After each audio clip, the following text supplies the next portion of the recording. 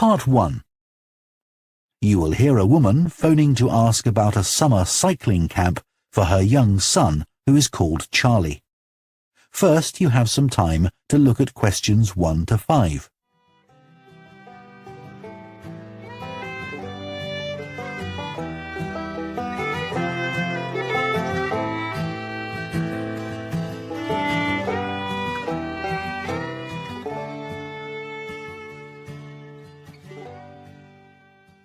Now listen carefully and answer questions 1 to 5. Hello, Junior Cycle Camp. Jake speaking. Hi, I'm calling for some information about the cycle camp. I'm thinking of sending my son. Great. Well, it's held every weekday morning over the summer vacation, and we focus on basic cycling skills and safety. We have 8 levels for children from 3 years upwards. How old's your son? Charlie, he's 7. He can ride a bike, but he needs a little more training before he's safe to go on the road. He'd probably be best in level 5. They start off practicing on the site here, and we aim to get them riding on the road. But first, they're taken to ride in the park, away from the traffic. Right. And can you tell me a bit about the instructors? Well, all our staff wear different colored shirts. So we have 3 supervisors, and they have red shirts. They support the instructors, and they also stand in for me if I'm not around. Then the instructors themselves are in blue shirts, and one of these is responsible for each class. Okay. In order to be accepted, all our instructors have to submit a reference from someone who's seen them work with children. Like if they've worked as a babysitter, for example. Then they have to complete our training course, including how to do lesson plans and generally care for the well-being of the kids in their class. They do a great job, I have to say. Right. And tell me a bit about the classes. What size will Charlie's class be? We have a limit of 8 children in each class, so their instructor really gets to know them well. They're out riding most of the time, but they have quiet times too, where their instructor might tell them a story that's got something to do with cycling, or get them to play a game together. It's a lot of fun. It must be. Now, what happens if there's rain? Do the classes still run? Oh, yes. We don't let that put us off. We just put on our waterproofs and keep cycling. Before you hear the rest of the conversation, you have some time to look at questions 6 to 10.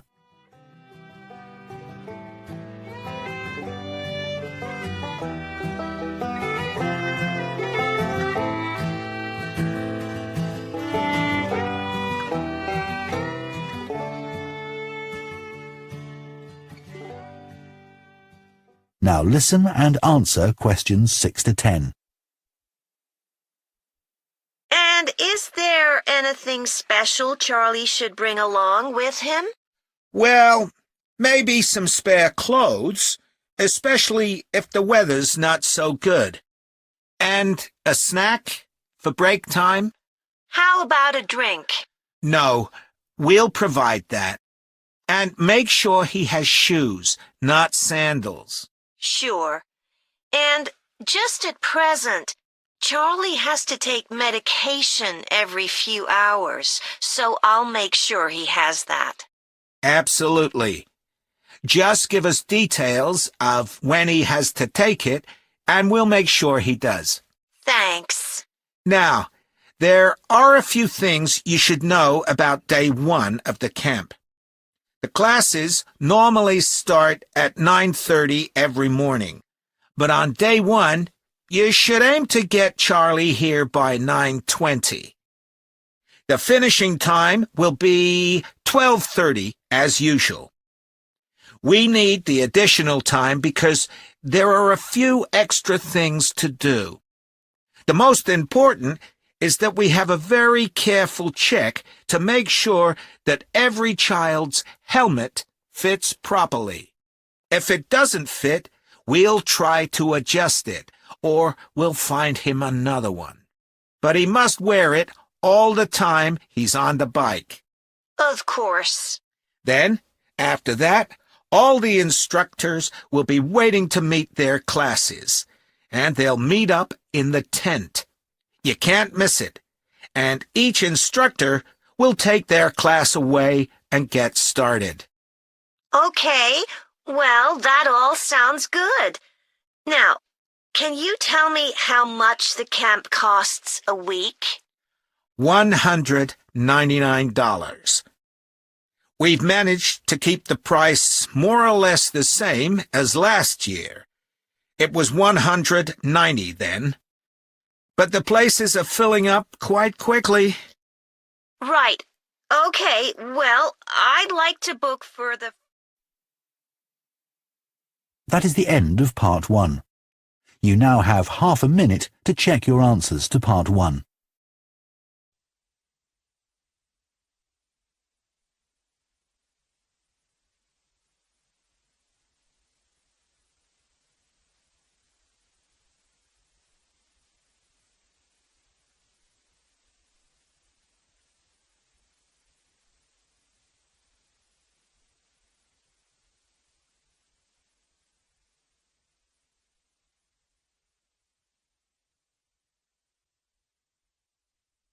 Part 2. You will hear a recruitment officer called Megan Baker giving a talk at a jobs fair about opportunities for those interested in the food and agriculture sectors. First, you have some time to look at questions 11 to 14.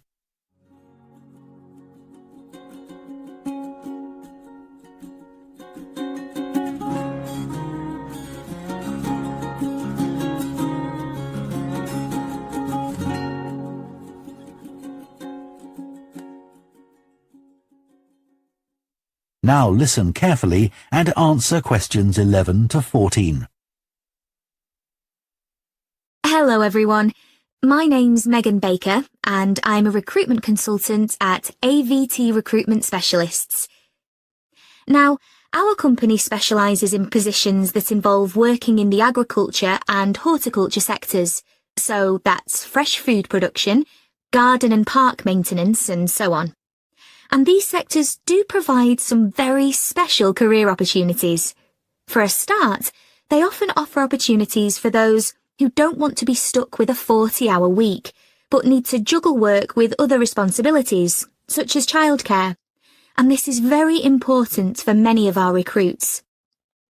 Some people like working in a rural setting, surrounded by plants and trees instead of buildings, although we can't guarantee that.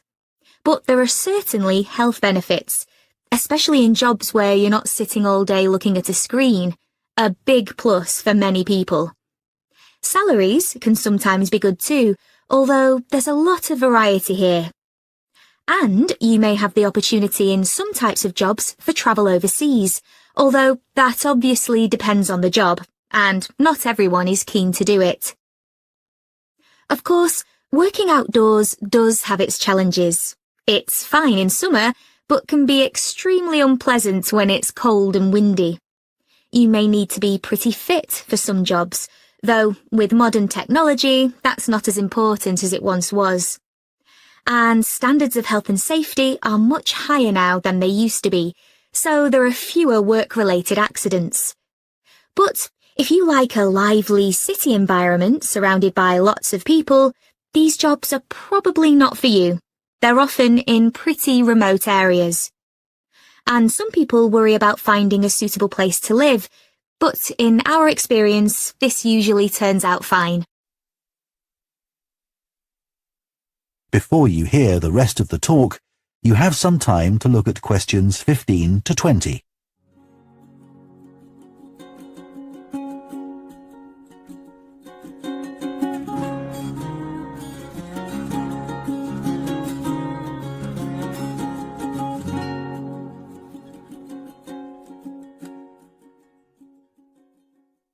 Now listen and answer questions 15 to 20. Now, let me tell you about some of the exciting jobs that we have on our books right now. One is for a fresh food commercial manager. Our client here is a very large fresh food producer, supplying a range of top supermarkets. They operate in a very fast-paced environment with low profit margins. The staff there work hard, but they play hard as well. So if you've a sociable personality, this may be for you. We have an exciting post as an agronomist, advising farmers on issues such as crop nutrition, protection against pests, and the latest legislation on farming and agricultural practices. There are good opportunities for the right person to quickly make their way up the career ladder, but a deep knowledge of the agricultural sector is expected of applicants. A leading supermarket is looking for a fresh produce buyer who is available for a 12-month maternity cover contract. You need to have experience in administration, planning and buying in the fresh produce industry, and in return will receive a very competitive salary. We have also received a request for a sales manager for a chain of garden centres. You will be visiting centres in the region to ensure their high levels of customer service are maintained. This post is only suitable for someone who is prepared to live in the region. There is also a vacancy for a tree technician to carry out tree cutting, forestry and conservation work. Candidates must have a clean driving licence and have training in safety procedures. A year's experience would be preferred, but the company might be prepared to consider someone who has just completed an appropriate training course. Finally, we have a position for a farm worker. This will involve a wide range of farm duties, including crop sowing and harvesting, machine maintenance, and animal care. Perks of the job include the possibility of renting a small cottage on the estate and the chance to earn a competitive salary. A driving licence and tractor driving experience are essential. That is the end of Part 2. You now have half a minute to check your answers to Part 2.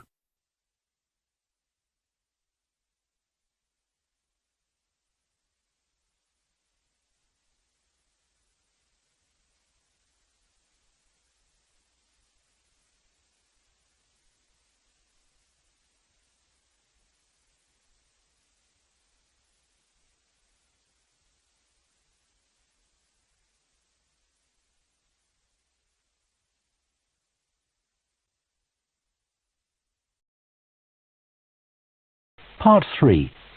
You will hear two food science students called Adam and Rosie starting to plan their presentation on diet and obesity. First, you have some time to look at questions 21 to 24.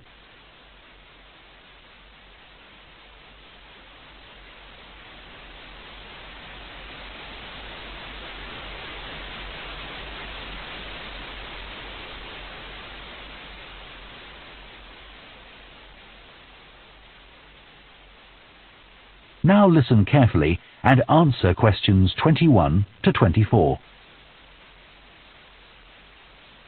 Okay, Rosie, shall we try to get some ideas together for our presentation on diet and obesity? Sure. I can talk about the experiment I did to see if people can tell the difference between real sugar and artificial sweeteners. Where you gave people drinks with either sugar or artificial sweeteners, and they had to say which they thought it was? Yeah.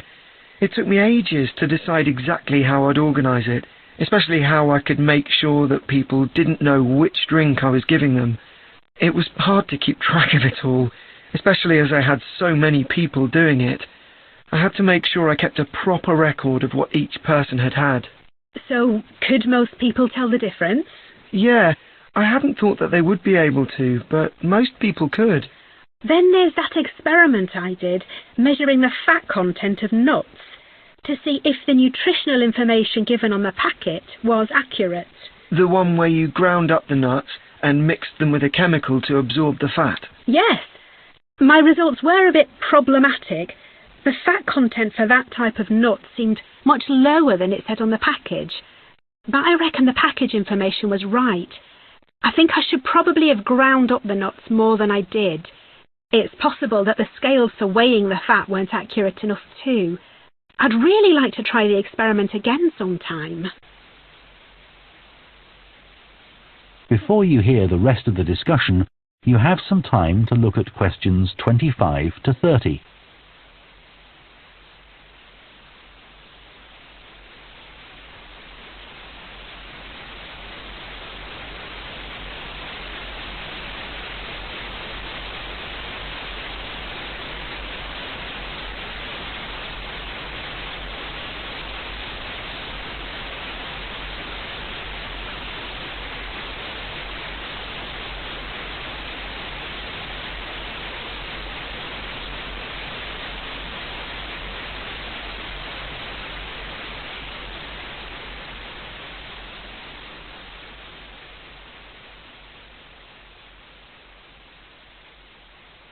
Now listen and answer questions 25 to 30. So what can we say about helping people to lose weight? There's a lot we could say about what restaurants could do to reduce obesity. I read that the items at the start of a menu and the items at the end of a menu are much more likely to be chosen than the items in the middle. So if you put the low-calorie items at the beginning and end of the menu, people will probably go for the food with fewer calories without even realizing what they're doing. I think food manufacturers could do more to encourage healthy eating. How? Well, when manufacturers put calorie counts of a food on the label, they're sometimes really confusing, and I suspect they do it on purpose, because food that's high in calories tastes better, and so they'll sell more. Yeah, so if you look at the amount of calories in a pizza, they'll give you the calories per quarter pizza, and you think, oh, that's not too bad. But who's going to eat a quarter pizza? Exactly. I suppose another approach to this problem is to get people to exercise more. Right. In England, the current guidelines offer at least 30 minutes of brisk walking 5 days a week. Now, when you ask them, about 40% of men and 30% of women say they do this. But when you objectively measure the amount of walking they do with motion sensors, you find that only 6% of men and 4% of women do the recommended amount of exercise. So you can see why obesity is growing. So how can people be encouraged to take more exercise? Well, for example, think of the location of stairs in a train station. If people reach the stairs before they reach the escalator when they're leaving the station, they're more likely to take the stairs. And if you increase the width of the stairs, you'll get more people using them at the same time. It's an unconscious process and influenced by minor modifications in their environment. Right. And it might not be a big change, but if it happens every day, it all adds up. Yes. But actually, I'm not sure if we should be talking about exercise in our presentation. Well, we've done quite a bit of reading about it. I know, but it's going to mean we have a very wide focus. And our tutor did say that we need to focus on causes and solutions in terms of nutrition. Oh, I suppose so. And we've got plenty of information about that. OK, well, that will be simpler. So, what shall we do now? We've still got half an hour before our next lecture. Let's think about what we're going to include and what will go where. Then we can decide what slides we need. OK, fine. That is the end of part 3. You now have half a minute to check your answers to part 3.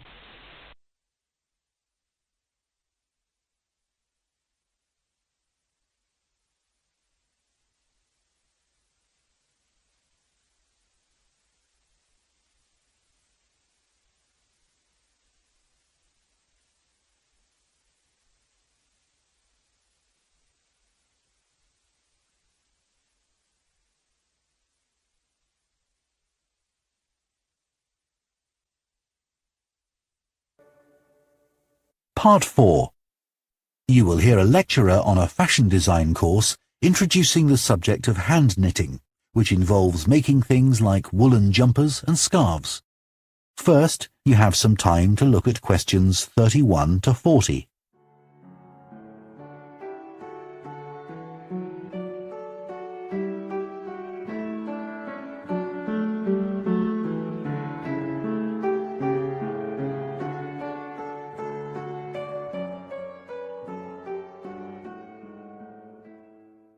Now listen carefully and answer questions 31 to 40.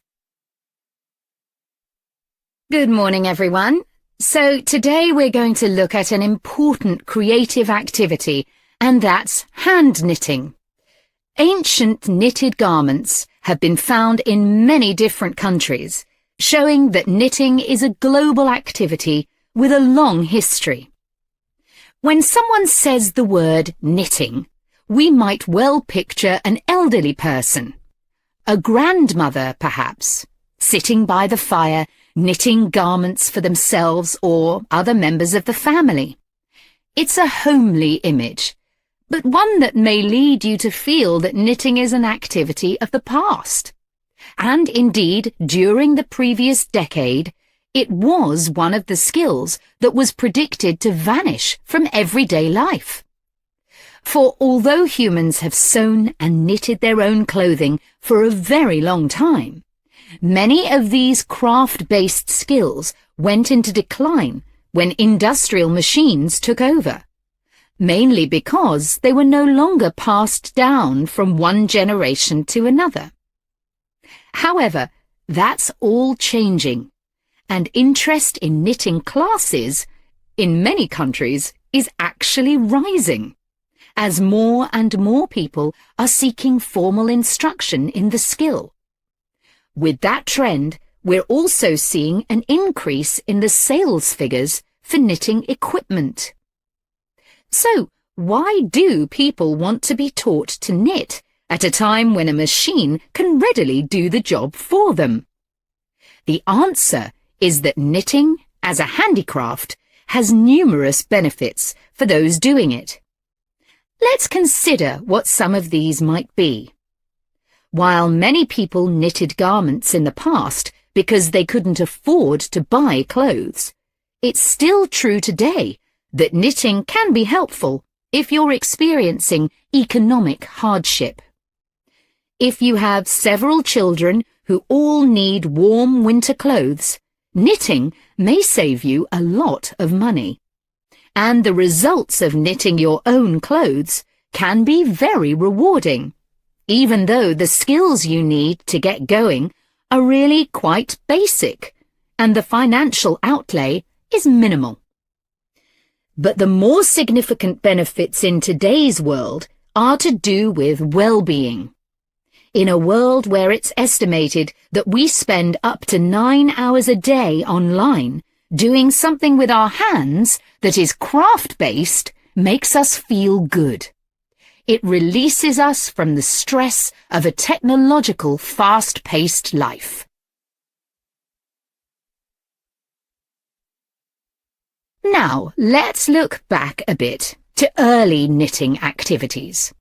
In fact, no one really knows when knitting first began. But archaeological remains have disclosed plenty of information for us to think about. One of the interesting things about knitting is that the earliest pieces of clothing that have been found suggest that most of the items produced were round rather than flat.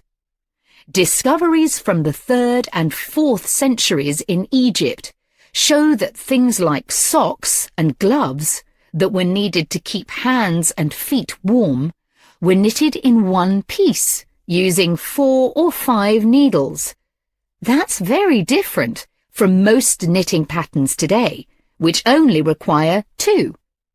What's more, the very first needles people used were hand-carved out of wood and other natural materials, like bone, whereas today's needles are largely made of steel or plastic and make that characteristic clicking sound when someone's using them. Ancient people knitted using yarns made from linen, hemp, cotton, and wool, and these were often very rough on the skin. The spinning wheel, which allowed people to make finer yarns and produce much greater quantities of them, led to the dominance of wool in the knitting industry, often favoured for its warmth. Another interesting fact about knitting is that because it was practiced in so many parts of the world, for so many purposes, regional differences in style developed. This visual identity has allowed researchers to match bits of knitted clothing that have been unearthed over time to the region from which the wearer came, or the job that he or she did. As I've mentioned, knitting offered people from poor communities a way of making extra money while doing other tasks. For many centuries, it seems, men, women, and children took every opportunity to knit, for example, while watching over sheep, walking to market, or riding in boats. So, let's move on to take... That is the end of Part 4. You now have 1 minute to check your answers to Part 4.